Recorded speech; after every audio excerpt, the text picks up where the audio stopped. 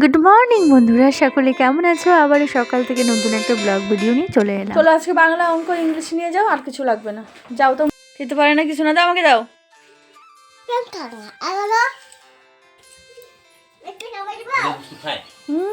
এটা সব খায়। চকলেট খানা ওই দেখো, যা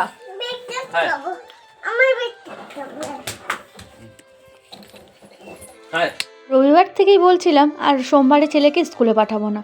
হঠাৎ করে 9টার মধ্যে বন্ধুর মা ফোন করে ছেলের, বলছে তুমি কি স্কুলে পাঠাবে ছেলেকে? আমি বলছি না গো, স্কুলে পাঠাবো না।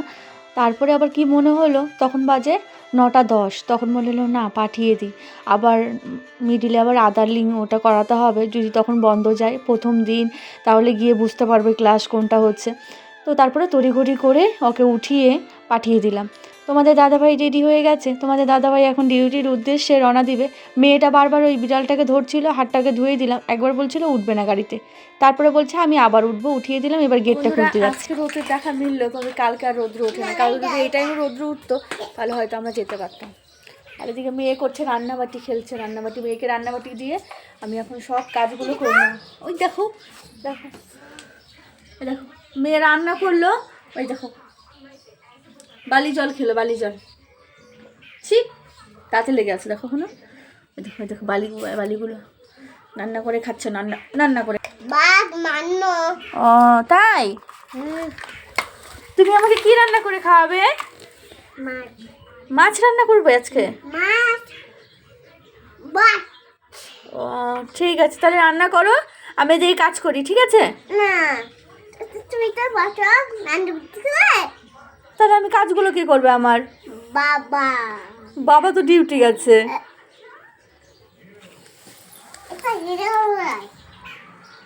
তোমাকে কেউ গাছে জল দিতে বলছে?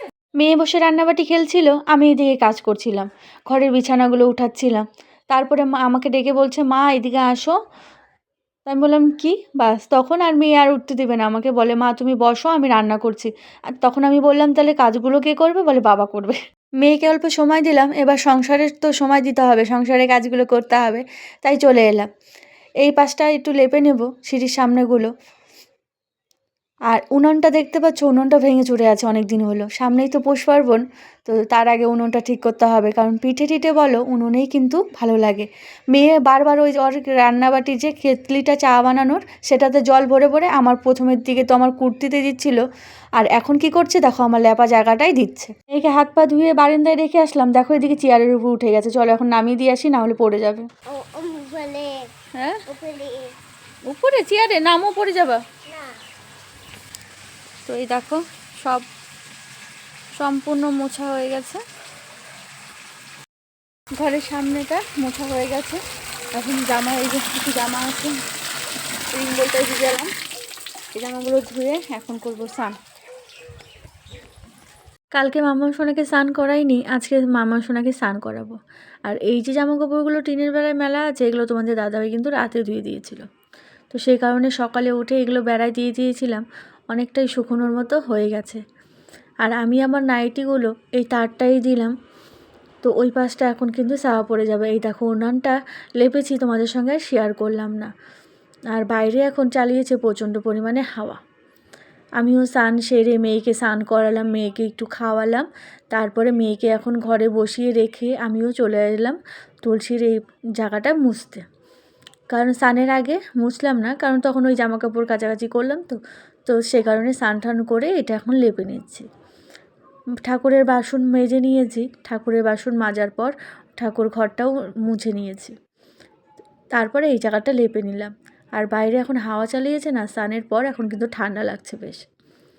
আর স্কুলে যখন গিয়েছিলাম আর এই গাছটা দিয়েছিল, তো এটা হচ্ছে বেনি মাধবীলতা, মানে গাছটার নাম। তো হয়ে গেছে তুলসী মঞ্চটা লেপা, এবার আমি ফুল উঠিয়ে নেব। আর জবা ফুল বেশ অনেকগুলোই ফুটেছে, আর লেবু গাছে অনেক ফুল এসেছে আবারও। আর এই গন্ধরাজ লেবু তো ভীষণই ভালো লাগে, কিন্তু গন্ধেই একদম পুরো মোমো করে। আজ ওই 5 থেকে 6টা ফুল ফুটেছে। না এখন কোথাও যাওয়া যাবে না, না একদম না। এখন একটা আমি গোলাপ ফুল উঠিয়ে নিচ্ছি, এই ফুলটা হলো আমার গোপু সোনার জন্য। বেশ ভালো লাগে এই গোলাপের কালারটা, আর আর একদিন থাকলে পুরো লালচে হয়ে যায়। আর এই ফুলগুলোর নাম কি বলো তো বন্ধুরা? এই ফুলগুলোর নাম হচ্ছে উতসী ফুল। এই ফুলগুলো কিন্তু নাটাই পূজায় লাগে। তো এখন ফুল কম ফুটছে, তো এই ফুল দিয়ে, গাঁদা ফুল একটা দুটো দিয়েই কিন্তু আমার পুজো কমপ্লিট করতে হচ্ছে। আর এখান থেকে আমি কিছুটা তুলসী পাতা ছিঁড়ে নিচ্ছি, কারণ আমার তো শুধু লক্ষ্মী আর গোপু সোনা, তো গোপু সোনার তো তুলসী পাতা লাগে, লক্ষ্মীকে তো তুলসী পাতা দিতে হয় না। এই দেখো, বেশ অনেকগুলি ফুল পেয়েছি, ঠাকুরের বাসন মেজে নিয়েছি। মাম্মাম সোনা এই সময়টা রান্নাবাটি খেলছিল।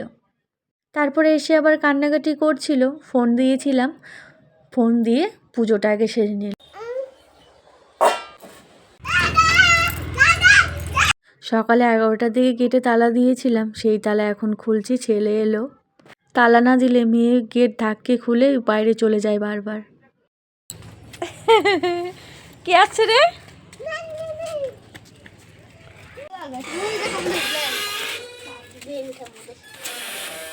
জানুয়ারির 5 তারিখ থেকেই শুরু হলো ছেলের পড়াশোনা স্টার্ট।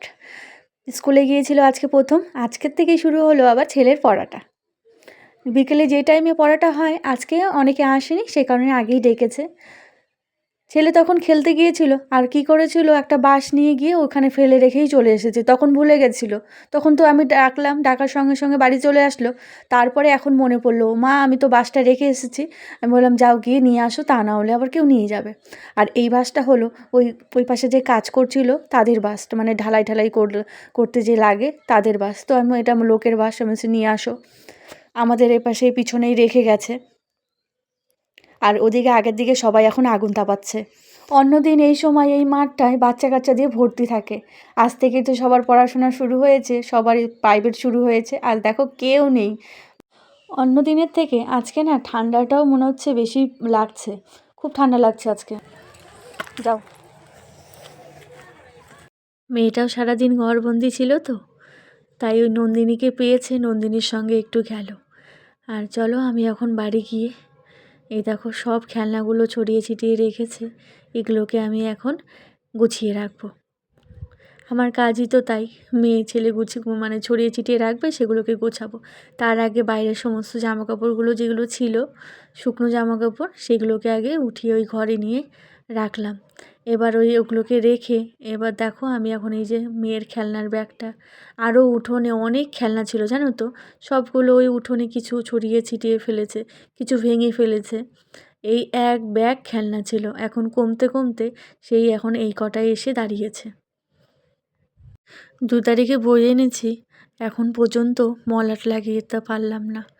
আজ লাগাই কাল লাগাই করতে করতে আজ 5 তারিখ হয়ে গেল। তবে আজকের মধ্যে কমপ্লিট করতে হবে, কারণ আজ তো স্কুলে গিয়েছিল। আশা করছি স্কুল থেকে দিদিভাইরা কমপ্লেন করেছে যে এই আজকে বা কালকের মধ্যে মলাট লাগিয়ে নেবে। কিছু করার নেই, করতে পারলাম না, মানে ওই সময় করেই আর উঠতে পারছি না যে লাগাবো, আর লাগাতে তো এগুলো সময়ও লাগে। তো আজকে ভাবছি বিকেলের দিকে না করতে পারলেও মানে রাতের দিকে সব কমপ্লিট করে রাখবো, দেখি মানে কটা পারি কমপ্লিট করতে। খেলাগুলো মেয়ের সব উঠিয়ে এই যে এখন ঝাড়টা দিয়ে নিচ্ছি। আর খাওয়া দাওয়ার পর অনেকগুলো বাসন বেরিয়েছিল, সেগুলোকেও কিন্তু মেজে নিয়েছি। 1টা বাজতে চললো, এই দেখো মামাম সোনাকে খাইয়ে দিলাম, মামাম সোনা ঘুমিয়ে পড়লো, মশারিটা বেঁধে দিলাম। ছেলে তো গেছে পড়তে, ওই গরম করে ভাতটা গরম করে, তরকারি ছিল তো গরম করে খাইয়ে দিলাম। আর আজ থেকে আবার দুধটাও নেওয়া শুরু করেছি, মানে সেই যে বাবার বাড়ি গিয়েছিলাম, তারপরে আমিও বলিনি যে দুধ দিয়ে যেতে, আর ওই ভাইটাও দেয়নি। তো যাই হোক আজকের থেকে আবার বললাম, তো আজকের থেকে আবার দিচ্ছে। ভাত খাওয়ার পর পরে যাব, আর ওই যে স্কুল থেকে ছেলের যে বই দিয়েছে সেই মলাটগুলো লাগাতেও বসতে হবে। কালকে তো ফ্রাইড রাইসটা আছে, তোমাদের দাদাভাই আমি বললাম, ফোন করলাম যে কী বানাবো, ফ্রাইড রাইসের সঙ্গে আজকে কী খাবে, বললো আজকেও আবার চিকেন নিয়ে আসবে। তো আমাকে বললো তুমি সব কিছু রেডি করে রাখো, ফ্রাইড রাইস তো করাই আছে, শুধু গরম করবে আর চিকেনটা করবে, ব্যাস। তো চলো সেটারই এখন তোড়জোড় করি। মাংসের সমস্ত কিছু রেডি হয়ে গেছে, আলুর পরিমাণটা বেশি, কারণ এই যে এই বাচ্চাটা সবসময় শুধু আলু আলু আলু আলু করতে থাকে, সেই কারণে আলু এখানে। তো এই যে মাংস, চলো কালকেও মাংস, আজকেও মাংস। কার কী লাগছে? সয়াবিন ছিল, বুনুকে খাওয়াই দিছি। এদের সয়াবিন যে এত ভালো লাগে। পরপরে আমাদের 2 দিন মাংস খাওয়া হয়ে গেল। এমনিতে রবিবারে মাংস হলে সোমবারে একটু থাকেই, মানে একটু একটু রয়েই যায়। কিন্তু ছিল, সকালে মামাম সোনা ছেলে খেয়েছিল। ওই ফ্রাইড রাইসটা যেহেতু বেশি বানিয়েছিলাম, তো সেটা তো খাওয়ার জন্য তো কিছু একটা লাগবে।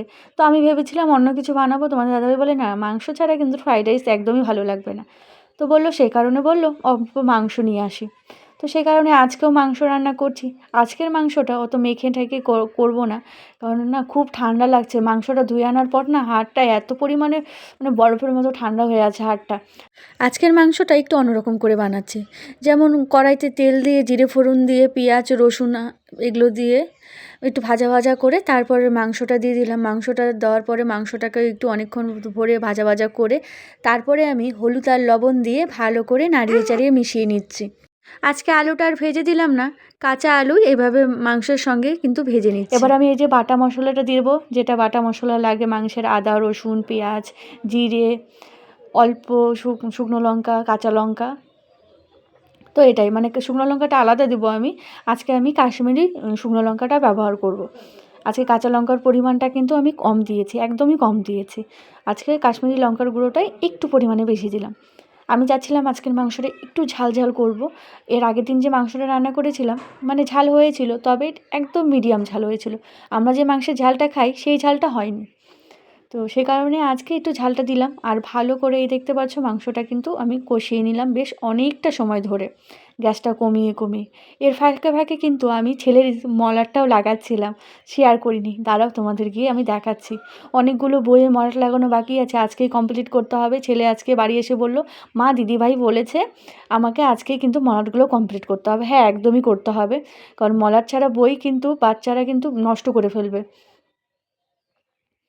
আমি এদিকে মাংসের ঝোলটা দিয়ে এবার আমি গ্যাসটা একটু কমিয়ে দিয়ে, মানে মিডিয়ামে গ্যাসটা রেখে বসে পড়বো এবার মলাট লাগাতে। এটা আস্তে আস্তে হতে থাক আর আমি আমার মলাটগুলো লাগাবো। ছেলেকেও একটা বই নিয়ে বসে পড়েছি যে আমি এদিকে মলাট লাগাবো, তুমি এদিকে পড়ো। আর দেখো এই যে অনেকগুলো বইয়ে মলাট বেশ লাগিয়ে ফেলেছি, তো তোমাদের সঙ্গে সেটাই শেয়ার করছি। আর ছেলেকেও কিন্তু আমি পড়ালাম তার পাশাপাশি, আর এদিকে মলাটটাও লাগালাম। করেছি এটা আর ওটা আর 3টা টোটাল 16টা বই। হ্যাঁ, আমার আরেকটা বই আছে তো, কম্পিউটার বই এখনো দেয় নাই। হ্যাঁ, 17টা বই। হ্যাঁ, আমি জায়গাটা পরিষ্কার করবো। মলাট লাগানো হাফ কমপ্লিট। 3টা বই আবার পরে দেখি বাকি আছে, মানে 3টা বই মলাট লাগানো বাকি আছে। এখন বাজে ওই 9:30 মতো বাজতে চললো। চলো এখন খাওয়া গরম করছি, খেতে দেবো। তখন মাংস বসিয়ে দিয়ে মলাটগুলো লাগাচ্ছিলাম। ছেলেকে আবার একটু পড়ালাম, একটা সাবজেক্ট নিয়ে বসেছিলাম। আমি এদিকে মলাট লাগাচ্ছিলাম, দিয়ে ছেলেকে পড়াচ্ছিলাম, একসঙ্গে দুটোই হচ্ছিল।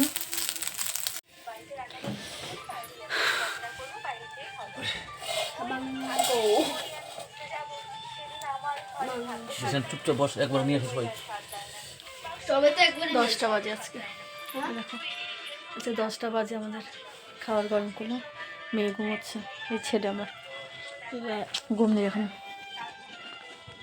চলো বসো, তোমাদের দাদাভাই খাই। আজকে আমরা মা ছেলে মেয়ে ঘুমোচ্ছে, দারুণ। আজকের মাংসটা একটু অন্যরকম হয়েছিল, ওই একটু ঝাল ঝাল হয়েছে, তবে খুব একটা ঝাল না। আর দেখো খেতে বসলেই এদিক থেকে ছেলে দিতে থাকবে, এদিক থেকে ছেলের বাবা দিবে। মানে যেটা আমি পছন্দ করি ওদের পাতে পড়লে ওই দেখো, আমি আবার ছেলেকে দিচ্ছিলাম, ছেলে যেটা পছন্দ করে।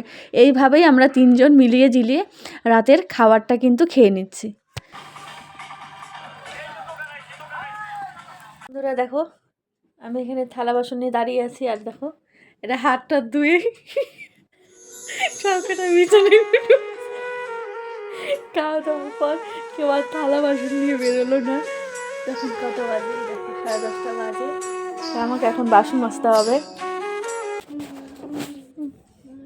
বাবার বাড়ি হলে তাহলে কিন্তু আমিও হাত দিয়ে শুয়ে পড়তাম। ধরো শ্বশুর বাড়ি বস, শ্বশুর বাড়িতে এরকম খাওয়া দাওয়ার পর খাল থেকে বাড়িতে কাজ করতে হবে, তাই না বলো? হ্যাঁ, তোমার কি বক্তব্য?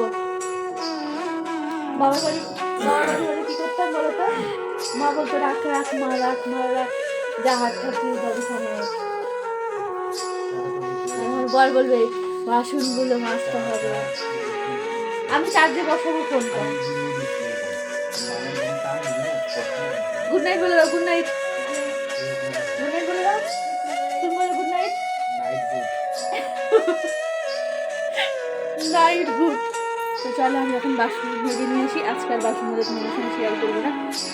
তো বাসন, তো বন্ধুরা আজকের ব্লগটা এখানেই শেষ করছি। বাই, সকলে ভালো থেকো, সুস্থ থেকো। আবারও দেখা হচ্ছে পরের দিন নতুন ব্লগের সঙ্গে। টাটা।